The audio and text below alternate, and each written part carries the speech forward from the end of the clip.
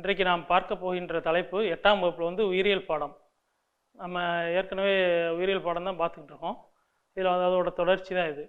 அதாவது வந்து உங்களுக்கு வந்து இது முக்கியமாக அந்த பாடத்தில் வந்து நம்ம எதை பற்றி பார்க்க போகிறோம் என்றால் விலங்குகளின் இயக்கம். அதாவது இது வந்து 19ஆம் பாடத்தில் வருது, விலங்குகளின் இயக்கம். இதில் வந்து துணை அலகுகள் நம்ம 3 அலகுகள் இன்றைக்கி பார்க்க போகிறோம்.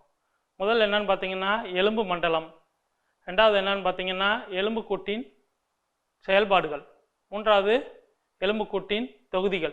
இந்த 3 தான் பார்க்க போகிறோம். ரொம்ப சிம்பிளான விஷயம். ஒன்று வந்து நாம் வந்து எலும்பு மண்டலத்தை பற்றி பார்க்க போகிறோம். அடுத்து வந்து பார்த்திங்கன்னா எலும்புக்கூட்டின் தொகுதிகள், அடுத்து எலும்புக்கூட்டின் செயல்பாடுகள் அப்படின்னு சொல்லிட்டு 3ஐயுமே வரிசையாக பார்க்க போகிறோம். ஃபஸ்ட்டு எடுத்தோன்னே என்ன பார்க்க போகிறோம்னா எலும்பு மண்டலம். எலும்பு மண்டலம் என்றால் என்ன அப்படிங்கிறத நம்ம இப்போ பார்க்கணும். எலும்பு மண்டலம்னா என்னன்னு பார்க்குறதுக்கு முன்னாடி நீங்கள் எல்லாம் கறிக்கடைக்கு போயிருந்துருப்பீங்க. கறிக்கடைக்கு நம்மலாம் போனோம்னு வச்சுங்களேன், முன்னாடி என்ன பண்ணுறாங்க, ஒரு 4-5 ஆட்டுக்குட்டியை வந்து கட்டி போட்டிருப்பாங்க. உள்ளே உட்காந்து கறிக்கடைக்காரர் என்ன பண்ணுவார், கறியை வெட்டிக்கிட்டே இருப்பார். முன்னாடி 4 ஆட்டுக்குட்டி நிற்கும், கறி உள்ளே வெட்டிக்கிட்டு இருப்பார். தெரியும், கறியெல்லாம் தீர்ந்துடும். உடனே என்ன பண்ணுவார், நல்லா அழகான ஆட்டுக்குட்டியை ஒன்றை பிடிச்சி கொண்டு வந்து மறுபடியும் என்ன பண்ணுவாங்க, கழுத்தை அறுத்து எலும்பை தனியாக பிரித்து அதோட சதைகள்லாம் தனியாக பிரித்து குமிச்சு வைப்பாங்க. ஒரு அழகான ஆட்டுக்குட்டியை கொஞ்ச நேரத்தில் என்ன பண்ணிட்டாங்க, எல்லோரும் வெட்டி எலும்பை தனியாக வச்சுட்டாங்க, சதையை தனியாக வச்சுட்டாங்க. கொஞ்ச நேரத்தில் வந்து அதோடைய உருவமே மாறிப்போச்சு. நல்லா உயரமாக இருந்த ஆட்டுக்குட்டி சின்ன குவியல், அதாவது சதைகளின் குவியலாக மாறிவிட்டது. எலும்புகள் தனியாக கிடக்கு. அப்போ இதுலேருந்து நமக்கு என்ன தெரியுது, எலும்பும் சதையும் ஒன்றா சேர்ந்தால் தான் ஒரு உருவம் வரும். உருவம் வந்தால் தான் உடல் அமைப்பு அழகாக தெரியும். அது நம்ம தெரிஞ்சுக்கிறோம். இப்போ இதுலேருந்து நம்ம என்ன பண்ணுறோம், அடுத்து வந்து நம்ம என்ன பண்ணுறோம், எலும்பு மண்டலம் எதுக்கெல்லாம் பயன்படுகிறது அப்படின்னு பண்ணுறோம். இப்போ பொதுவாக மனிதனை பார்த்திங்கன்னா எலும்பு மண்டலம் ரொம்ப முக்கியமான வேலைகள் செய்கிறது. எலும்பு மண்டலத்தில் நமக்கு என்ன அளிக்கிறது, மனிதனுக்கு எலும்பு மண்டலம் எதை தருகிறது, என்ன செய்யுது அப்படின்னு பார்த்திங்கன்னா, ஒன்று வந்து மனிதனுக்கு பாதுகாப்பு கொடுக்கிறது, ரெண்டாவது வந்து கட்டமைப்பை கொடுக்கிறது, அடுத்து வந்து பார்த்திங்கன்னா கடினத்தன்மை கொடுக்கிறது. எலும்புனாவே கடினத்தன்மை என்று தான் அர்த்தம். பார்த்திங்கன்னா இப்போ சிலவங்க உடம்பை தொட்டு பார்த்திங்கன்னா கல் மாதிரி இருக்கும். அப்படி என்ன காரணம் அப்படின்னு பார்த்திங்கன்னா எலும்பு தான். எலும்பு இல்லாமல் வெறும் சதையை மட்டும் தொட்டு பாருங்கள். கறிக்கடையில் வெட்டியிருந்தாங்கல்ல, அந்த சதையை மட்டும் நீங்கள் தொட்டு பார்த்தீங்கன்னு வச்சுக்க இருக்கும், கொலன்னு இருக்கும். இதே இது எலும்போடு சேர்ந்து இருக்கக்கூடிய சதையை தொட்டு பார்த்தீங்கன்னா கல் மாதிரி இருக்கும். அப்போ எலும்பு என்றாலே கடினத்தன்மை வாய்ந்தது. அது வந்து உடலுக்கு வந்து கட்டமைப்பை கொடுக்கிறது, உடலுக்கு பாதுகாப்பு கொடுக்கிறது. நேற்று கூட நம்ம ஒரு லெசனில் பார்த்தோம். அதாவது வந்து இதயம், நுரையீரல்லாம் வந்து மார்பறை கூட்டில் வந்து காணப்படுது. இது வந்து பார்த்திங்கன்னா அந்த மார்பறை கூட்டில் இருக்கிறனால தான் பாதுகாப்பாக இருக்குது. ஏன்னா அதெல்லாம் ரொம்ப மென்மையான உறுப்புகள். இந்த மென்மையான உறுப்புகள்லாம் பாதுகாப்பாக இருந்தால் தான் நமக்கு வந்து உடல் வந்து ஆரோக்கியமாக இருக்கும் அப்படின்றதெல்லாம் நம்ம நேற்றே பார்த்துட்டோம். இப்போ எலும்புகள் மனித உடலில் எலும்புகள் எங்கே இருக்குது அப்படின்னு பார்த்திங்கன்னா, வெளியே தோல் இருக்கும், தோலுக்குள்ளே வந்து எலும்பு இருக்கும். எலும்பு கூட்டை நீங்கள் பார்த்துருக்கீங்களா? படத்துல எல்லாம் காமிப்பாங்க. எலும்பு கூட்டை பார்த்த உடனே நமக்கெல்லாம் ஒரு பயம் வந்துடும். ஆனால் பார்த்திங்கன்னா நம்ம வந்து பார்த்திங்கன்னா எலும்பு கூடு உள்ளே இருக்கும், மேலாக தோல் பொருத்திய உடம்பு, அவ்வளோதான். அதே மாதிரி ஆட்டுக்குட்டி பார்த்திங்கன்னா ஆடு இருக்கும், ஆடுக்கு மேலே வந்து எலும்பு கூடு, எலும்புக்கு மேலே அப்படியே தோல் பொருத்திய. நம்ம எல்லாமே வந்து எலும்புக்கு மேல் தோல் பொருத்திய ஒரு உடலை பெற்ற அமைப்பு தான் பாலூட்டிகள் எல்லாமே. அடுத்து இந்த எலும்பு கூட்டில் வந்து பார்த்திங்கன்னா மனித உடலின் எலும்புகள் அமைந்திருக்கும் விதத்தை பொறுத்து எலும்பு கூட்டை 2ஆக பிரிக்கிறோம். ஒன்று புறச்சட்டகம் என்றும், இரண்டாவது அகச்சட்டகம் என்றும் பிரிக்கிறோம். புறச்சட்டகம்னா என்ன சொல்கிறாங்கன்னா எக்ஸோஸ்கெல்டன், அகச்சட்டகம்னா எண்டோஸ்கெல்டன். எக்ஸோனா என்ன அர்த்தம்னா வெளிப்புறம் அர்த்தம், ஸ்கெலிட்டன்னா எலும்புன்னு அர்த்தம். இப்போ வந்து புறச்சட்டகத்தை பற்றி நம்ம பார்க்கலாம். ஃபஸ்ட்டு புறச்சட்டகம்னா என்னது, இப்போ நான் ஒன்று சொல்ல போகிறேன், நீங்கள் வந்து நல்லா கவனித்து நான் சொல்கிறது கரெக்டானு சொல்லணும். புறச்சட்டகம் என்பது மனித உடலின் வெளிப்புற அடுக்கில் காணப்படும் எலும்புக்கூடு. இது ரைட்டா தப்பா? நல்லா யோசிச்சு பாருங்கள், திரும்ப இருக்க சொல்கிறேன். புறச்சட்டகம் என்பது மனித உடலில் காணப்படும் வெளிப்புற அடுக்கில் காணப்படும் ஒரு எலும்புக்கூடு. தப்பா ரைட்டா? தப்பு. ஏன் தப்பு? மனுஷ உடம்புல எங்கே இருக்குது வெளியில் எலும்புக்கூடு எங்கே வெளியில் இருக்குது? வெளியில் என்ன இருக்குது? கடைசியாக நமக்கு தோல் தான் இருக்குது. தோலுக்குள்ளே தான் என்ன பண்ணுறோம், எலும்பு இருக்குது. அப்போ நம்ம வெளியில் நமக்கு இருக்காது. சில விலங்குகளுக்கெல்லாம் இருக்கும் வெளியில் எலும்புக்கூடு. ஃபார் எக்ஸாம்பிள் என்ன சொல்லலாம்னா, ஆமை எடுத்துக்கோங்க. ஆமைக்கு வெளிப்புற அந்த ஓடு இருக்குல்ல, அதுதான் வந்து அதுக்கு வந்து புறச்சட்டகம். அதே போல் மீன்கள் எடுத்துக்கோங்க. மீன்களுக்கு செதில்கள். நம்ம மீன் வாங்கினோம்னா உரைச்சி கொடுப்பாங்க, அப்படி எடுத்து செதிலெல்லாம் கீழே போட்டு அதுக்கப்புறம் தான் வெட்டுவாங்க. இப்போ இந்த செதில்கள் வந்து புறச்சட்டகம். அதே மாதிரி பறவைகளுக்கு வந்து பார்த்திங்கன்னா அதனுடைய இறகுகள் இது வந்து புறச்சட்டகமாக செயல்படுகிறது. அப்போ வந்து இந்த புறச்சட்டகம்லாம் எங்கேருந்து உருவாகிறது அப்படின்றத நம்ம இப்போ பார்க்க போகிறோம். பொதுவாக பார்த்திங்கன்னா இந்த எலும்பு மண்டலங்களில் வந்து புறச்சட்டகத்தில் வந்து உள்ள மேலாகத்தான் இருக்கும். இது வந்து எந்த இடத்துல வந்து உருவாகும் அப்படின்னு பார்த்திங்கன்னா, இப்போ நம்ம எங்கே போகிறோம்? கருவுக்கு போகிறோம். கரு என்றால் என்ன? ஒரு ஆண் இனப்பெருக்க செல்லும் ஒரு பெண் இனப்பெருக்க செல்லும் ஒன்றிணைந்து ஜைகோட் உருவாகும். இந்த ஜைகோட் உருவான பின்னாடி கொஞ்சம் கொஞ்சமாக அது வந்து பகுப்படையும். பகுப்படையுதுன்னு என்ன அர்த்தம்? பெருக்கம்படையும். ஒரு செல்லு 2 ஆகும், 2 4 ஆகும், 4 8 ஆகும், 8 16 ஆகும், 16 32 ஆகும், 32 64 ஆகும், 64 128 ஆகும். இந்த மாதிரி பன்மடங்காக பெருகி கோடிக்கணக்கில் பெருகி கடைசியில் வந்து பார்த்திங்கன்னா அது வந்து அடுக்காக மாறும். புறப்படை, நடுப்படை, அகப்படை என்று 3 அடுக்குகளாக மாறும். இதான் வந்து கருக்கோளம் அப்படின்னு சொல்லுவாங்க. கருக்கோளம் என்றால் என்னென்னு பார்த்தீங்கன்னா, கரு முட்டையானது ஒரு சின்ன முட்டையிலேருந்து நம்மெல்லாம் உருவாகும். எல்லா விலங்குகளுமே அப்படி தான். சின்ன முட்டை, அந்த முட்டை வந்து பார்த்திங்கன்னா கண்ணுக்கே தெரியாது. அதுக்கு பிறகு தான் ஜைகோட்டுன்னு சொல்கிறாங்க. இது கொஞ்சம் கொஞ்சமாக பெருக்கம் உடஞ்சி அப்படியே 3 கருக்கோளமாக மாறும். இந்த வெளிப்படையில் இருக்கக்கூடியது தான் வெளிப்படையாக இருக்குள்ள அந்த கருக்கோளத்துக்கு பேர் புறப்படை. அதுக்கு அடுத்து இருக்கிறதுக்கு இடைப்படை, அப்புறம் அகப்படை அப்படின்னு சொல்லிட்டு 3ஆக பிரிக்கிறோம். பிரிச்சுட்டு இப்போ நம்ம இந்த புறப்படை, இந்த எக்ஸோஸ்கெல்டம் அப்படின்னு சொல்கிறோம்ல, புறச்சட்டகம், இது எதுலேருந்து உருவாகுதுன்னு பார்த்தீங்கன்னா புறப்படையிலையும் இடைப்படையிலிருந்தும் உருவாகும் அப்படின்றாங்க. அப்போ எப்படி சார் இப்படி உருவாகுது? எனக்கு ஒன்றும் புரியலையே சார் அப்படின்னு நீங்கள் கேட்கணும். இப்போ நீங்கள் என்னென்னமோ சொல்கிறீங்க, காலேஜில் படித்ததெல்லாம் இங்கே வந்து சொல்கிறீங்க, நாங்கள் 8வது தான் படிச்சுக்கிட்டு இருக்கோம் அப்படிங்களோ நீங்கள் நினைக்கலாம். உங்களுக்கு தெளிவாக புரிகிற மாதிரி நான் சொல்கிறேன். இப்போ வந்து இந்த மாதிரி கரு உருவான பின்னாடி கருக்கோளத்திலேருந்து செல்கள் முழுவதும் பெருக்கம் அடைந்து கொஞ்சம் கொஞ்சமாக வந்து அது வந்து கோளங்களாக மாறும். முதல் கோளம், 2ஆம் கோளம், 3ஆம் கோளம் உருவாகும். அதுக்கப்புறம் இந்த கோளங்கள் உருவான பின்னாடி என்ன ஆகும் அப்படின்னு பார்த்தீங்கன்னா, அந்த கோளங்கள்லேருந்து ஒரு குறிப்பிட்ட இடத்துலேருந்து ஒரு குறிப்பிட்ட உறுப்புகள் உருவாகும். இப்போ புறப்படை இருக்குது, அதுலேருந்து என்ன உருவாகும்? இறக்கை உருவாகும். அகப்படை இருக்குது, அதுலேருந்து கண் உருவாகும். அப்புறம் இதயம் உருவாகும். இப்படி ஒவ்வொரு இடத்துல இருந்து ஒவ்வொன்று வந்து ஒவ்வொரு படையிலேருந்து ஒவ்வொரு உறுப்புகளாக நமக்கு உருவாகி கடைசியில் வந்து அதுக்கு பேர் தான் என்ன சொல்கிறாங்கன்னா ஆர்கனோஜெனிசிஸ் அப்படின்னு சொல்லுவாங்க இங்கிலீஷில். ஆர்கன் ஃபுல்லாக டெவலப் ஆகும். அந்த இது பூரா எங்கே நடக்கும் அப்படின்னு பார்த்தீங்கன்னா கருவறையில் தான் நடக்கும். நடந்து கொஞ்சம் கொஞ்சமாக அதுக்கப்புறம் என்னாகும்? ஆர்கன்லாம் ஒன்றா சேர்ந்தோன்னே என்னாகும்? உறுப்பு மண்டலமாகி உடல் ஆயிரும். நம்ம லாஸ்ட் கிளாஸில் கூட பார்த்தோம், உறுப்பு மண்டலம் உடல்லாம் பார்த்தோம்ல. இப்போ உடல் உருவாகி இந்த 10 மாதம் இந்த மாதிரி விஷயங்கள்லாம் கொஞ்சம் கொஞ்சமாக நடந்து அதுக்கு பின்னாடி தான் என்ன பண்ணோம்? நம்ம வந்து குழந்தையாக பிறக்கிறோம். பிறந்து அதுக்கு பின்னாடி தான் நம்ம என்ன பண்ணுறோம்? அடுத்த நிலைக்கு கொஞ்சம் கொஞ்சமாக மாறுறோம். இப்போ தெரிஞ்சுக்கிட்டீங்களா எங்கேருந்து வந்துச்சுன்னு? புறச்சட்டத்துக்கு எடுத்துக்காட்டு பார்ப்போமா? ஒன்று வந்து ஏற்கனவே நான் சொன்னேன். ஒன்று வந்து மீன்களுடைய செதில்கள், அது வந்து புறச்சட்டத்துக்கு எடுத்துக்காட்டு. அதுக்கப்புறம் ஆமையினுடைய ஓடு, இதுவும் புறச்சட்டத்துக்கு எடுத்துக்காட்டு. அதுக்கப்புறம் வந்து பறவைகளுடைய இறக்கை, இதுவும் வந்து புறச்சட்டத்துக்கு எடுத்துக்காட்டு. சரி, இதெல்லாம் எதுக்குப்பா பயன்படுகிறது? பறவை இறக்கை எதுக்கு பயன்படுது? ஆமை ஓடு எதுக்கு பயன்படுது? மீன்களுடைய செதில்கள் எதுக்கு பயன்படுகிறது அப்படின்னு பார்த்தீங்கன்னா, இது பூராமே உள்ளுறுப்புகளை பாதுகாப்பதற்காக பயன்படுகிறது. ரைட்டா? இப்போ புறச்சட்டகம் முடிஞ்சிருச்சு. இப்போ நம்ம எங்கே போக போகிறோம்? அகச்சட்டத்துக்கு போமா? அகச்சட்டகம் என்பது உள்ளே இருக்கும். புறச்சட்டகம் வந்து இப்போ பார்த்தோம்னா தெரியும், நல்லா வெறும் கண்ணில் பார்த்தோன்னே தெரியும். அகச்சட்டகம் உள்ளே இருக்கிறது எப்படி தெரியும்? தெரியாது. அப்போ அதுக்கு பெஸ்ட் எக்ஸாம்பிள் எது? மனுஷந்தேன். அப்போ முக்கால்வாசி முதுகெலும்புள்ள உயிரினங்கள் அனைத்திலுமே அகச்சட்டகம் காணப்படும். அப்போ அகச்சட்டகம் என்றால் என்ன அப்படின்னு பார்த்தீங்கன்னா, உடம்பிற்குள் காணப்படும் எலும்பு கூட்டிற்கு அகச்சட்டகம் என்று பெயர். புறச்சட்டகம்னா என்ன பார்த்தோம்? உடம்புக்கு வெளியில் இருக்குது. அகச்சட்டகம்னா என்னன்னு பார்க்குறோம்? உடம்புக்கு உள்ளே இருக்கக்கூடிய எலும்புக்கூடு. அது மொத்தம் எலும்புக்கூடுங்கிறது ஒன்று தான் 2 இடத்துலையும். அந்த எலும்புக்கூடு வெளியில் இருக்கும், இந்த எலும்புக்கூடு உள்ளே இருக்கும், அவ்வளோதான்.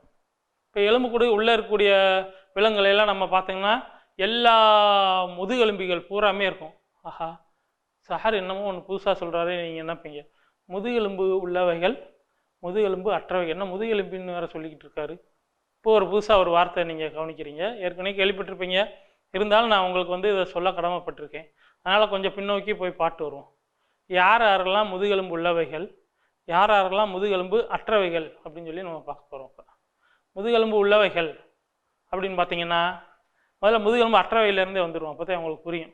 கடல்ல இருந்து தான் ஃபஸ்ட்டு உயிரினங்கள் உருவானது. அமீபா பார்த்துக்குங்க, ஒரு செல் உயிரி தான் முதல்ல உருவானது. இந்த ஒரு செல் உயிரிகள் எடுத்துக்காட்டு அமீபா, புரோட்டோசோவான்னு கேள்விப்பட்டிருப்பீங்க, புரோகேரியாட்டுகள்னு கேட்டிருப்பீங்க, யூகேரியாட்டுகள்னு கேள்விப்பட்டிருப்பீங்க.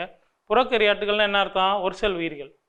இந்த ஒரு செல் உயிரிகள் வந்து முதல்ல உருவானது. அதுக்கப்புறம் ஒரு செல்லேருந்து என்ன ஆகும்? அதுக்கு அடுத்த உயிரி. இப்போ இந்த மாதிரி வரும்பொழுது எப்படி பரிணாம வளர்ச்சி அடைஞ்சதுன்னு பார்க்க போகிறோம். இப்போ நம்ம பாடத்தில் என்ன இருக்குது? ஒன்று வந்து முதுகெலும்பு உள்ளவைகள், இன்னொன்று முதுகெலும்பு அற்றவைகள். இப்போ முதல்ல உயிரி உருவாகுது, அதுக்கு பேர் புரோட்டோசோவா. இதுக்கு எடுத்துக்காட்டு என்னது? அமீபா. சரி, ரெண்டாவது என்ன சார் உலகத்தில் உருவாச்சு? துளை உடலிகள் அப்படின்னு சொல்கிறாங்க. இதுக்கு எக்ஸாம்பிள் என்ன சார்? கடல் பஞ்சு. மூன்றாவது உயிரினம் வந்து பார்த்திங்கன்னா குழி உடலிகள். இதுக்கு எக்ஸாம்பிள் வந்து ஹைட்ரா. நான்காவது உயிரினங்கள் என்ன அப்படின்னு பார்த்தீங்கன்னா தட்டை புழுக்கள். தட்டை புழுக்கள்னால் நீங்கள் கேள்விப்பட்டிருப்பீங்க, பிளனேரியா அப்படின்னு சொல்லுவாங்க. தட்டை புழுக்கள் தான் நாலாவது. அதுக்கப்புறம் வந்து பார்த்திங்கன்னா உருளை புழுக்கள், வளைத்தசை புழுக்கள், அதுக்கப்புறம் கணுக்காலிகள், அப்புறம் முத்தொலிகள். அப்புறம் வந்து பார்த்திங்கன்னா இது பூராமே ஒரு தொகுதியில் வரும். இப்போ நான் சொன்னது பூராமே பார்த்திங்கன்னா இது பூராமே முதுகெலும்பு அற்றவைகள்.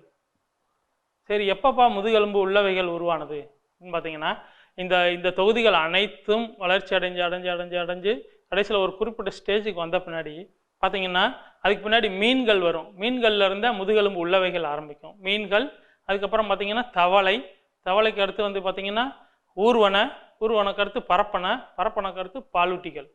இதே பரிணாம வளர்ச்சியில் இருக்கக்கூடியது. நம்ம உடம்புக்குள்ளே பாருங்கள் எலும்பு இருக்குல்ல, இதே மாதிரி முதுகெலும்பு உள்ள அனைத்து உயிர்கள்லையுமே உள்ளே வந்து உடம்புக்கு உள்ளதான் எலும்பு இருக்கும், வெளியில் இருக்காது. ஆனால் அந்த புறப்படையில் என்ன பார்த்தோம்? வெளியில் வந்து எலும்பு இருக்கும், உள்ளே வந்து வெறும் சதம் மட்டும்தான் இருக்கும். ரைட்டா? அந்த மாதிரி நம்ம வந்து ரெண்டாக பிரித்து வந்து பார்த்துக்கிறோம். புறப்படை பார்த்தோம். அகப்படை வந்து எங்கேருந்து உருவாகுது? கருவில் எந்த இடத்துலேருந்து உருவாகுது? அது இடை அடுக்குலேருந்து உருவாகும். அதில் என்ன பார்த்தோம்? வெளி அடுக்குலையும் நடு அடுக்குலேருந்து வந்துச்சுன்னு பார்த்தோம். இதில் வந்து இடை அடுக்குலேருந்து தான் வரும் அப்படின்னு சொல்லி பார்க்குறோம். அடுத்தபடியாக வந்து பார்த்திங்கன்னா இது வந்து எதை கொடுக்கிறது அப்படின்னு பார்த்தீங்கன்னா அந்த உயிரினத்திற்கு ஒரு பாதுகாப்பு கொடுக்கிறது, உயிரினத்துக்கு ஒரு உருவம் கொடுக்கிறது அப்படிங்கிறத நம்ம வந்து பார்க்கணும். உயிரினத்துக்கு உருவம் கொடுக்குறது எலும்பு தானே, எலும்பு மேல் தானே தோல் வந்து போத்துன மாதிரி இருக்குது. ரைட்டா? இப்போ நம்ம பார்க்க போகிறது எலும்பு கூட்டின் செயல்பாடுகள். நம்ம எலும்பு மண்டலம் வந்து பார்த்திங்கன்னா 5 முக்கியமான பணிகளை செய்கிறது. என்னென்ன அப்படின்னு பார்த்தீங்கன்னா எலும்பு மண்டலம் வந்து ஃபஸ்ட்டு வந்து நம்ம உடலுக்கு வந்து என்னது? ஒரு உருவத்தை கொடுக்கிறது, அதுக்கப்புறம் பாதுகாப்பை கொடுக்கிறது. ரெண்டாவது என்ன பார்த்தீங்கன்னா உள்ளுறுப்புகளில் தாங்கி பிடிச்சிக்கிறது. அதன் காரணமாக நம்ம நேரம் நிற்க முடியுது. மூன்றாவது பாயிண்ட் என்னன்னு பார்த்தீங்கன்னா உடலை சீரமைக்கக்கூடிய கால்சியம் மற்றும் பாஸ்பரஸ் தாதுக்களை எலும்புகளில் சேமிக்கிறது. இதுவும் எலும்பு மண்டலத்தோடைய பணி தான், ரொம்ப முக்கியமான பணி இது. என்ன தாது உப்புக்கள் அப்படி என்னடா புதுசாக ஒரு வார்த்தை கேள்வி சொல்கிறாரே அப்படின்னு நீங்கள் நினைக்கலாம். தாது உப்புக்கள் ரொம்ப முக்கியமானது நம்ம உடம்புக்கு. அந்த சத்தை வச்சு தான் நம்ம நிறையா ஆக்டிவிட்டீஸ்லாம் பண்ண வேண்டியிருக்கு. ரெண்டாவது நம்ம உடலில் என்னென்ன சத்து இருக்குன்னு உங்களுக்கு சொல்லிடுறேன் சிம்பிளாக. ஒன்று வந்து கார்போஹைட்ரேட்டுகள் கேள்விப்பட்டிருப்பீங்க, மாவு சத்து அப்படின்னு கேள்விப்பட்டிருப்பீங்க. அடுத்து புரதங்கள் கேட்டிருப்பீங்க, பருப்புலாம் இருக்குல்ல, அதான் புரதங்கள். அதுக்கப்புறம் கொழுப்பு எதில் இருக்குது? மாமிசத்தில் இருக்குது. அதுக்கப்புறம் என்ன இருக்குது? வைட்டமின்கள் இருக்குது. அதுக்கப்புறம் என்ன இருக்குது? தாது உப்புகள் இருக்குது.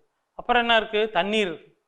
இது எல்லாம் ஒன்றா சேர்ந்து நமக்கு கிடைச்சாதான் நமக்கு வந்து அது வந்து சரிவிகித உணவு அப்படின்றோம். நான்காவது என்னன்னு பார்த்தீங்கன்னா நம்ம எலும்பு மஞ்சைகள் கேள்விப்பட்டிருப்பீங்க. நம்ம கறிக்கடைக்கு போனாயே சூப்பு எலும்பு 2 போடுப்பா அப்படின்னு சொல்லுவார் உங்கள் அப்பா. நீங்கள் கூட போயிருந்தீங்கன்னா உங்களுக்கு தெரியும், சூப்பு எலும்பு 2 போட்டு விடுப்பா அப்படிம்பாங்க. அது என்ன பண்ணுவாங்க? சூப்பு எலும்பு எடுத்து உறிஞ்சி குடிப்பாங்க. கறி வெந்த பின்னாடி பார்த்தீங்கன்னா சூப்பு எலும்பு உள்ளே இருந்து இப்படி உறிஞ்சினா கருப்பு கலரில் குழன்னு வரும். அது என்னது அப்படின்னு பார்த்தீங்கன்னா அதுதான் எலும்பு மஞ்சை. அதிலிருந்து தான் ரத்த சிவப்பணுக்கள் உருவாகும். இப்போ நம்ம ரத்தத்துக்கு வந்துட்டோம். ஒரே பாடத்தில் ஏகப்பட்ட விஷயங்கள், தாதுப்புகள் வருது, ரத்தம் வருது. நேற்று கூட பார்த்தோம் நம்ம ரத்தத்தை பற்றி, இதயத்தை பற்றிலாம். அதே மாதிரி இன்றைக்கி வந்து பார்த்திங்கன்னா ரத்தம் இல்லாத உடம்புல வந்து ரத்தம் வந்து ரொம்ப முக்கியமானது. இது வந்து ஒரு நீர்ம திசு. இது வந்து உள்ளே வந்து நிறைய செல்களை அடக்கி உள்ளது. சிவப்பணுக்கள், வெள்ளையணுக்கள், ரத்த தட்டுக்கள், பிளாஸ்மா போன்ற பொருட்கள் எல்லாத்தையும் சேர்ந்து தான் ரத்தம். இப்போ இந்த ரத்தம் எங்கே உற்பத்தி ஆகிறது அப்படின்னு பார்த்தீங்கன்னா எலும்பு மஞ்சள் தான் உற்பத்தி ஆகுன்றாங்க. ரைட்டா? அடுத்து என்ன, 2 கான்செப்ட் புதுசாக ஒன்று சொல்ல போகிறேன். ஒன்று வந்து டென்டான்கள், இன்னொன்று வந்து லிகமெண்ட்டுகள். இது வந்து பாடத்துக்கு ரொம்ப சம்மந்தமானது. இது சம்மந்தமாக பின்னாடி வந்து உங்களுக்கு மதிப்பீட்டில் 2 கேள்வி கேட்பேன், நல்லா ஞாபகம் வச்சுக்கோங்க. இப்போ டென்டான்கள் என்றால் என்ன? டென்டான்கள் என்று சொல்லலாம், அல்லது இலை நான்கள் அப்படின்னு சொல்லலாம். இப்போ வந்து டென்டான்கள் என்றால் என்ன அப்படின்னா எலும்பை சதையுடன் இணைக்கும் அல்லது எலும்பை தசையுடன் இணைக்கும் ஒரு இணைப்பு பாலமாக இருப்பதுக்கு பேர் தான் என்னது, டென்டான்கள் என்று. இலை நான்கள், இணைப்பு நான்கள் அப்படி கூட சொல்லலாம். எலும்பை சதையுடன் இணைக்கும் அல்லது தசையுடன் இணைக்கும், எலும்பை தசையுடன் இணைக்கும் இலை நான்களுக்கு டென்டான்கள் என்று பெயர். சரி, ரைட்டு, ஒன்று முடிஞ்சு சார். எலும்பு வந்து சதையோடு இணைஞ்சிருச்சு. அடுத்து வந்து லிகமெண்ட் என்றால் என்ன? இது ஒரு கேள்வி. இது என்ன லிகமெண்ட்னா, அந்த எலும்பை எலும்புடன் இணைக்கும் இலை நான்களுக்கு லிகமெண்ட் என்று பெயர். அவ்வளோதான், முடிஞ்சிருச்சு. இப்போ 2 கேள்வி உங்களுக்கு பின்னாடி கேட்பேன், மதிப்பீட்டில் சொல்லணும், நல்லா ஞாபகம் வச்சுட்டுங்க. அடுத்து நம்ம எங்கே போகிறோம்? இப்படியே போகிறோம். இப்போ கடைசி ஸ்டேஜ், இப்போ 5 இது சொல்லிட்டேன் வரிசையாக. இதுதான் ஒரு உறுப்பு இப்போ மண்டலத்தில், அதாவது எலும்பு மண்டலத்தின் முக்கியமான பணிகள் மொத்தம் 5வது பணி தான் இப்போ பார்த்தோம். ரைட்டா? இதுக்கு அடுத்து நம்ம என்ன பார்க்க போகிறோம் அப்படின்னு பார்த்தீங்கன்னா, இந்த எலும்பு மண்டலங்கள்லாம் ஒன்றாக, இப்போ இந்த லிகமெண்ட்டு, அதுக்கப்புறம் இந்த டென்டான்கள், இவங்கெல்லாம் வேலை பார்த்தா தான் நம்ம கை என்ன பண்ண முடியும், இப்படி தூக்க முடியும், இறக்க முடியும், கைகள் நல்லாக தசைகள்லாம் இயங்க முடியும். இந்த டென்டானும் இந்த லிகமெண்ட்டுகளும் வேலை பார்க்கவில்லை என்றால் நம்ம இஷ்டத்துக்கு ஓடுறது, ஓடி வர்றது, கையாட்டுறது, காலாட்டுறது, இந்த வேலையெல்லாம் செய்ய முடியாது. அடுத்து நம்ம இப்போ என்ன பார்க்க போகிறோம், நம்ம உடம்புல நீளமான எலும்பு எங்கேப்பா இருக்குது சொல்ல முடியுமா? ஒன்று வந்து தொடை எலும்பு, கால் எலும்புன்னு சொல்கிறாங்கல்ல, இது வந்து நீளமான எலும்பு. சரி, இதுலேயே குட்டியான எலும்பு எங்கே இருக்குது பார்த்தீங்கன்னா நடுச்செவி, காதுக்குள்ளே நடுச்செவியில் ஸ்டேபஸ் அப்படின்னு சொல்லுவாங்க தமிழில், இங்கிலீஷில் ஸ்டேப்ஸ்ன்னு பேர். இது வந்து அங்கே இருக்குது குட்டியான எலும்பு. நீளமான எலும்பு வந்து காலில் இருக்குது. இப்போ 2 எலும்பு பார்த்தோம். இப்போ அதெல்லாம் விட்டுவிட்டு முக்கியமானதை விட்டுவிட்டீங்களே சார்னு நீங்கள் கேட்கணும். கேட்கவே இல்லை இது வரைக்கும். மொத்தம் உடம்புல எத்தனை எலும்பு சார் இருக்குது, அதவே சொல்லாமல் எல்லா கதையும் சொல்லிட்டு வந்துட்டீங்களே அப்படின்னு சொல்லி நீங்கள் மனசில் நினைக்கலாம். இப்போ முக்கியமான இது என்ன சொல்கிறோம்னா, மொத்தம் உடம்புல வந்து 206 எலும்புகள் இருக்கின்றன. அடுத்து நாம் பார்க்க இருப்பது எலும்புக்கூட்டின் தொகுதிகள். இப்போ எலும்புக்கூட்டில் என்ன இருக்குது? எலும்புக்கூடு நம்ம கேள்விப்பட்டோம், உடம்புக்குள்ளே இருக்குது. மனிதனுக்கு வந்து எலும்புக்கூடு வந்து உடம்புக்குள்ளே இருக்குது, அகச்சட்டமாக இருக்கிறது அப்படின்னு பார்த்தோம். இந்த எலும்புக்கூட்டுக்குள்ளே என்ன இருக்குது? எலும்பு இருக்கும். எலும்புனா என்னன்னு ஏற்கனவே நம்ம பார்த்துட்டோம். இது வந்து கடினத்தன்மை கொண்டது, இது வந்து ஒரு உருவத்தை குடிக்கிறது அப்படின்னு பார்த்தோம். அதுக்கப்புறம் பார்த்தீங்கன்னா வேறு என்ன இருக்குது எலும்புக்கூட்டில்? அடுத்து வந்து குருத்தெலும்பு இருக்குது. குருத்தெலும்பு எங்கெல்லாம் இருக்கும் அப்படின்னு பார்த்தீங்கன்னா, இது வந்து உடலுக்கு ஆதாரம் அளிக்கக்கூடிய இணைப்பு தசைகளாகும். இதற்கு பேர் தான் குருத்தெலும்பு என்று பெயர். குருத்தெலும்பு பார்த்தீங்கன்னா எங்கே இருக்குது? காது மடல்களில் இருக்கும், மூக்கின் நுனிப்பகுதியில் காணப்படும். இது வந்து குருத்தெலும்பு. குருத்தெலும்புக்கு அடுத்து என்ன இருக்குது எலும்புக்கூட்டில் அப்படின்னு பார்த்தீங்கன்னா, தசை நார்கள் காணப்படும். இந்த தசை நார்கள் என்ன பண்ணும்னா, எலும்பை எலும்புடன் இணைக்கிறது, எலும்பை தசையுடன் இணைக்கிறது. இதெல்லாம் பார்த்தோம்னா இதெல்லாம் தசை நார்கள். இந்த 3ம் சேர்ந்தது தான் என்னது, எலும்புக்கூட்டின் பாகங்கள். அதுக்கடுத்து வந்து பார்த்திங்கன்னா இதெல்லாம் என்ன பண்ணுது பார்த்திங்கன்னா, இந்த 3மே இணைந்து செயல்பட்டால்தான் நாம் எந்த வேலையுமே செய்ய முடியும். இப்போ கைகளை தூக்குறது, கால்களை தூக்குவது, அது செய்வது, எல்லாத்துக்குமே இந்த 3மே காரணம். ஒவ்வொன்றும் ஒவ்வொரு வேலை பார்க்கும். இப்போ நம்ம தும்முனோடனே பார்த்திங்கன்னா மூக்கை சிந்துவோம். அப்போ என்ன பண்ணுறோம், இந்த குருத்தெலும்பை அமுக்கி தான் நம்ம சிந்துவோம், இங்கே இருக்குது. அதுக்கப்புறம் காதை என்ன பண்ணுவோம், இப்படி சொறிவோம், இதுவும் என்னது குருத்தெலும்பு. இந்த மாதிரி ஒவ்வொரு விஷயங்களுமே நம்ம வந்து என்னது, இந்த எலும்புக்கூட்டில் இருக்கக்கூடிய ஒவ்வொரு பாகங்களும் ஒவ்வொரு வேலையை செய்யும். எல்லா எலும்புகளுமே வேலை செய்யும். ஆனால் இந்த முக்கியமாக வந்து பார்த்திங்கன்னா எலும்புகள், குருத்தெலும்புகள், தசைநார்கள் ரொம்ப ரொம்ப முக்கியமானது. எலும்பை எலும்புடன் இணைக்கும், எலும்பை தசையுடன் இணைக்கும் போன்ற வேலைகள்லாம் செய்யும். இப்போ இது 3ம் பார்த்துட்டோம். அதுக்கப்புறம் நம்ம கடைசி ஸ்டேஜுக்கு வந்துட்டோம். இது என்னென்னா வந்து நம்ம உடம்புல பல வகையான எலும்புகள் இருக்குது. ஒவ்வொரு வகையான எலும்புகள் என்னென்ன எலும்புகள் எப்படி இருக்குது அப்படின்னு சொல்லி பார்ப்போம். மொத்தம் வந்து நம்ம உடம்புல 4 வகையான எலும்புகள் இருக்குது. ஒன்று வந்து நீளமான எலும்புகள், அடுத்து குறுகிய எலும்புகள், அதுக்கப்புறம் தட்டையான எலும்புகள், அப்புறம் ஒழுங்கற்ற எலும்புகள் அப்படின்னு சொல்லிட்டு 4 வகையான எலும்புகளை நாம் பார்க்க போகிறோம். முதல் எடுத்தோடனே நீளமான எலும்பு. நீளமான எலும்பு எங்கே இருக்கும்? கையிலையும் கால்லையும் இருக்கக்கூடியது மட்டும்தான் நீளமான எலும்பு. உதாரணம். அப்போ நீளமான எலும்பு உங்களுக்கு தெரிஞ்சிருச்சு. அதுக்கப்புறம் குறுகிய எலும்பு எங்கே இருக்கும்? பார்த்தீங்கன்னா இந்த இடத்துல மணிக்கட்டில் இருக்குது. அதுக்கப்புறம் பார்த்தீங்கன்னா முதுகெலும்பு தொடரில் ஒவ்வொரு சின்ன சின்ன எலும்பாக சேர்ந்தால் முதுகெலும்பு வந்து பின்னாடி நமக்கு வந்து இருக்கும். அதுவும் வந்து பார்த்திங்கன்னா குறுகிய எலும்பில் சொல்லலாம். அதுக்கப்புறம் வந்து தட்டையான எலும்புகள் அப்படின்னு பார்த்தீங்கன்னா இது எங்கே இருக்குன்னா மண்டை ஓட்டில் இருக்கும், விலா எலும்பில் இருக்கும், இடுப்பெலும்பில் இருக்கும். அதுக்கப்புறம் வந்து பார்த்திங்கன்னா இங்கே தோள்பட்டையில் காணும். இந்த 4 எலும்புகளும் சேர்ந்தது என்னது? தட்டையான எலும்புகள். அதுக்கப்புறம் சில எலும்புகள்லாம் பார்த்திங்கன்னா வடிவமே இருக்காது. அதுக்கெல்லாம் என்ன சொல்கிறாங்க? ஒழுங்கற்ற வடிவமுடைய எலும்புகள் அப்படின்றாங்க.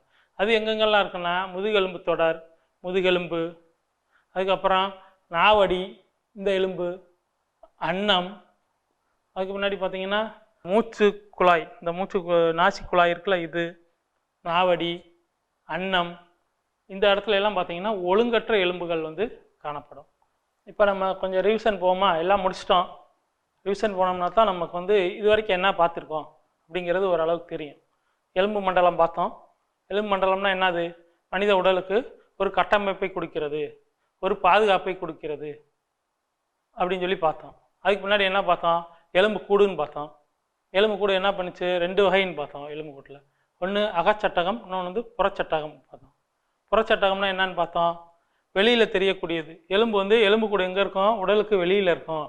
நமக்கு எலும்பு கூடு உடலுக்கு வெளியிலையா இருக்குது? இல்லை, உள்ளே இருக்குது. அப்போ யாருக்கெல்லாம் எலும்பு கூடு உள்ளே இருக்குது, யாருக்கெல்லாம் எலும்பு கூடு வெளியில் இருக்குது அப்படின்னு பார்த்தீங்கன்னா, ஒன்று வந்து பறவைகள் பார்த்தோம். அதுக்கப்புறம் வந்து ஆமை பார்த்தோம், ஓடு இருந்துச்சுல்ல அது. இது பூராமே புறச்சட்டகம். அதுக்கு பின்னாடி இன்னொன்று என்ன பார்த்தோம்? ஆமை பார்த்தோம், பறவைகள் பார்த்தோம். அதுக்கு பின்னாடி மீன் பார்த்தோம். முக்கியமானது மீன். நம்ம என்ன பண்ணுவோம்? வாங்கி சாப்பிடும்போது மேலே இருக்க செதிலை மட்டும் என்ன பண்ணுறாங்க? பிரித்து எடுப்பாங்க. எடுத்துட்டு அதுக்கு பின்னாடி அறுத்து சாப்பிட்றாங்களே, இது பூராமே புறச்சட்டகம் தான்.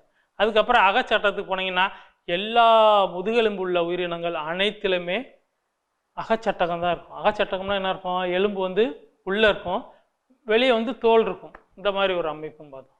அதுக்கு முன்னாடி என்ன பண்ணோம்? உள்ளே போனோம். என்னென்ன முக்கியமான எலும்பு மண்டலத்தில் முக்கியமாக 5 பணிகள் இருக்குதுன்னு பார்த்தோம். என்ன பண்ணுது? உருவத்தை கொடுக்குதுப்பா. அதுக்கப்புறம் என்ன பார்த்தோம்? ரெண்டாவது வந்து பார்த்திங்கன்னா இதுக்கு வந்து உள்ளுறுப்புகளை அப்புறம் பாதுகாக்குது அப்படின்னு பார்த்தோம். அடுத்து வந்து கால்சியம், பாஸ்பரஸ் போன்ற தாது உப்புகளை சேமித்து வைக்கிறது எலும்பில் அப்படின்னு சொல்லி பார்த்தோம். இது 3 பார்த்தோம். அதுக்கப்புறம் என்ன பார்த்தோம்? எலும்புகளில் தான் ரத்த சிவப்பணுக்கள் பார்த்தீங்கன்னா இந்த எலும்பில் தான் வந்து உற்பத்தி ஆகும். எலும்பு மஞ்சை கேள்விப்பட்டிருப்பீங்க. இந்த எலும்பு மஞ்சையிலேருந்து ரத்த சிவப்பணுக்கள் உற்பத்தி ஆகி நம்ம உடல் முழுவதும் பரவும். இப்போ ரத்தம் வந்து பார்த்திங்கன்னா 120 நாளுக்கு ஒரு தடவை இந்த ஆர்பிசி வந்து பார்த்திங்கன்னா அழிஞ்சிரும். ஆர்பிசின்னா என்னது? ரத்த சிவப்பணுக்கள் அல்லது ஹீமோகுளோபின் கூட சொல்லலாம். ரெண்டுமே அதுக்கு பேர் உண்டு. அப்போ என்ன ஆகும்? இது 120 நாளைக்கு ஒருக்கா அழிஞ்சு எங்கே போய் அழியும்னா மண்ணீரலில் போய் அழிஞ்சிரும். எங்கே உற்பத்தி ஆகும்னு பார்த்தீங்கன்னா இந்த எலும்பு மஞ்சள் உற்பத்தி ஆகும். அப்போ எவ்வளோ முக்கியமானதுன்னு பார்த்துக்கோங்க இந்த எலும்பு. அதுக்கப்புறம் என்ன பார்த்தோம்? டெண்டான்கள் பார்த்தோம், லிகமெண்ட் பார்த்தோம். எலும்பை எலும்புடன் இணைப்பது லிகமெண்ட் என்றும், எலும்பை தசையுடன் இணைப்பது டெண்டான்கள் என்றும் பார்த்தோம். அதுக்கு முன்னாடி என்ன பண்ணோம்? எலும்பு கூட்டின் தொகுதிகள் அதுக்கு போனோம். அதில் போய் என்ன பார்த்தோம்? எலும்பு பற்றி பார்த்தோம். அதுக்கப்புறம் குருத்தெலும்பு பற்றி பார்த்தோம். அதுக்கு முன்னாடி என்ன பார்த்தோம்? தசை நார்களை பற்றி பார்த்தோம். இதை பார்த்து முடிச்சுட்டு நம்ம எங்கே போனோம்? கடைசியாக எங்கெங்கெல்லாம் உடம்புல வந்து முக்கியமான எலும்புகள்லாம் இருக்குது அப்படின்னு சொல்லி பார்த்தோம். என்னென்ன எலும்பெல்லாம் பார்த்தோம்? நீளமான எலும்பு கையிலையும் காலிலையும் இருக்குதுன்னு பார்த்தோம். அதுக்கு முன்னாடி என்ன பண்ணோம்? மிக சின்ன எலும்பு எங்கே இருக்குது அப்படின்னு பார்த்தீங்கன்னா மணிக்கட்டு இருந்தா இருக்குது. மணிக்கட்டில் வந்து குறுகிய எலும்பு இருக்குதுன்னு பார்த்தோம்.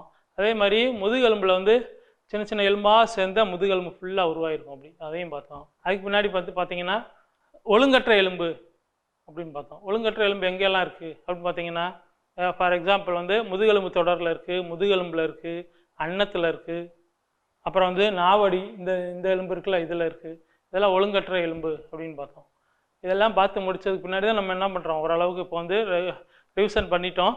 இப்போ நீங்கள் இதெல்லாம் உங்களுக்கு ஞாபகப்படுத்திக்கிறீங்கள? கண்டிப்பாக என்ன பண்ணணும்? இதை திரும்ப நீங்கள் வீட்டில் சும்மா இருக்கும் பொழுது புக்கை எடுத்து பரட்டி பார்த்துக்கிட்டு இருக்கும்போது எலும்பு மண்டலம்னா என்ன அப்படின்னு சொல்லிட்டு ஒவ்வொன்றையும் நீங்கள் ரிவைஸ் பண்ணிக்கிட்டே வரணும். இது ஒரு லீவு தானே விட்டாங்க, யாரும் வாத்தியாரெலாம் எதுவும் கண்டுக்கிற மாட்டாங்க அப்படின்னு சொல்லிட்டு நம்ம என்ன பண்ணக்கூடாது? நம்ம இஷ்டத்துக்கு இருந்தோம்னா உங்கள் வாழ்க்கையில் உங்களோட லட்சியத்தை வந்து நீங்கள் அடைய முடியாமல் போயிடும். தொடர்ந்து திரும்ப ரிவைஸ் பண்ணி மறுபடியும் படிக்கத்தான் என்ன ஆகும்? உங்களுக்கு அறிவு நல்லா வளர்ச்சி அடையும். அது ரொம்ப முக்கியம். அதனால் எந்த பாடத்தையுமே மறக்கக்கூடாது. ஒரு வாத்தியார் ஒன்று சொல்லி கொடுத்துட்டாருன்னா, மண்ணீரல், கல்லீரல் எங்கே இருக்குது, அதுக்கப்புறம் ரத்த சிவப்பணுக்கள் எங்கே இருக்குது, இதயம் என்ன பண்ணுது, நேற்று பார்த்தோம் இதயம் பார்த்தோம், அதுக்கப்புறம் வந்து சுவாச மண்டலம் பார்த்தோம், சுவாச மண்டலத்துக்கும் இதயத்துக்கு என்ன தொடர்பு அப்படிங்கிற இந்த மாதிரி சின்ன சின்ன விஷயங்களை ஒவ்வொன்றையும் பார்த்தீங்கன்னா அப்படியே ஞாபகம் வச்சுக்கிட்டே இருக்கணும். அது இந்த மாதிரி ஒவ்வொரு விஷயங்களையும் நீங்கள் என்ன பண்ணிக்கணும், அப்படியே அப்டேட் பண்ணிக்கிட்டே வந்தீங்கன்னா, அப்டேட் பண்ணுறது மட்டும் முக்கியம் இல்லை, கடைசி வரைக்கும் ஞாபகம் வச்சுருக்கணும். தூக்கத்தில் எழுப்பி கேட்டால் கூட சொல்லணும், நம்ம இதயத்தில் எத்தனை அறைகள் உள்ளது, 4 அறைகள் உள்ளது, அப்படி டக்கு டக்குன்னு. ஹீமோகுளோபின்னா என்னது, ரத்த சிவப்பணுக்கள்னா என்னது, 2 ஒன்று தான் சார். சரி, ரத்தத்தில் வேறு என்னெல்லாம் இருக்குது அப்படின்னா டக்கு டக்குன்னு எல்லாத்தையும் நீங்கள் ஞாபகம் வச்சுக்கிட்டிங்கன்னா உங்களுக்கு வந்து பிற்காலத்தில் நீங்கள் காலேஜ் போகும்போது ரொம்ப யூஸ்ஃபுல்லாக இருக்கும். ஏதோ இன்றைக்கி படித்தா அப்படி இந்த காதில் வாங்கி இந்த காதில் விட்டு போயிட்டோம் அப்படிங்கிற எண்ணம் வந்து வச்சுக்காதீங்க. தொடர்ந்து வந்து படிச்சுக்கிட்டே இருங்க. அப்போ தான் நம்ம வந்து வாழ்க்கையில் முன்னேற முடியும். அடுத்து வந்து இப்போ வந்து நம்ம என்ன பார்க்க போகிறோம்னா, மதிப்பீடு பார்க்க போகிறோம்ப்பா. இவ்வளோ தூரம் பாடம் நடத்தியாச்சு. இப்போ ஒரு மூணே கேள்வி மட்டும் தான் அவங்களை கேட்க போகிறேன். நீங்கள் கரெக்டாக சொல்லிட்டுறீங்களான்னு பார்ப்போமா? பார்ப்போம். முதல் கேள்வி, எலும்புடன் தசையை இணைக்கும் இலைநான்களுக்கு டேஸ் என்று பெயர். எலும்புடன் தசையை இணைக்கும் இலைநான்களுக்கு டேஸ் என்று பெயர். 2 சொன்னேன். வெரி குட், டெண்டான்கள். அடுத்து 2வது கேள்வி, இதை நான் பார்ப்போமா? 2வது கேள்வி என்னன்னா வந்து, எலும்புடன் எலும்பை இணைக்கும் தசை நான்களுக்கு டேஸ் என்று பெயர். இது என்னது? லிகமெண்ட். புரிஞ்சுச்சா? அடுத்தது 3வது கேள்வி, நம் உடலின் மிகச்சிறிய எலும்பு எங்கே இருக்கிறது, அந்த எலும்பின் பெயர் என்ன? பார்த்தீங்கன்னா நடுச்செவின்னு பார்த்தோம். காதில் வந்து நடுச்செவியில் வந்து ஸ்டேபஸ் என்ற எலும்பு தான் மிகச்சிறிய எலும்பாக தெரிகிறது. இப்போ 3 கேள்விகளுக்குமே நீங்கள் என்ன பண்ணிட்டீங்க, கரெக்டாக பதில் சொல்லிட்டீங்க. உங்களுக்கு வாழ்த்துக்கள். அடுத்து நம்ம என்ன பண்ண போகிறோம் அப்படின்னா, ஒரு செயல்பாடு கொடுக்க போகிறேன். அதை நீங்கள் வந்து வீட்டில் உட்காந்து வரையணும். சரி, வாத்தியார் அதை சொல்லிட்டு போயிட்டாரு, நம்ம எதுக்கு இதெல்லாம் வரையணும்னு நினைக்கக்கூடாது. நீங்கள் வரைஞ்சி வச்சுக்கிறது உங்களுக்கு ரொம்ப யூஸ்ஃபுல்லாக இருக்கும். இப்போ வந்து எலும்புக்கூடு இருக்குது, எலும்புக்கூடு படம் வரைந்து பாகங்கள் குறித்து வர வேண்டும். இதுதான் வந்து உங்களுக்கு கொடுக்கக்கூடிய செயல்பாடு, வீட்டு பாடம், ஹோம்ஒர்க்குன்னு சொல்கிறாங்கல்ல, அந்த மாதிரி எது வேணாலும் வச்சுக்கோங்க. இதை வச்சு நீங்கள் வந்து என்ன பண்ணணும், இன்னும் வந்து இந்த பாடங்களை இது மாதிரி ஒவ்வொரு டீச்சர்ஸ் கொடுக்குறது எல்லாத்தையுமே நீங்கள் உதாசீனப்படுத்தாமல் தொடர்ந்து வீட்டில் லீவில் இருக்கும்போது படிப்பில் கவனம் செலுத்துனீங்கன்னா இன்னும் வாழ்க்கையில் மென்மேலும் உயரலாம். நன்றி, வணக்கம்.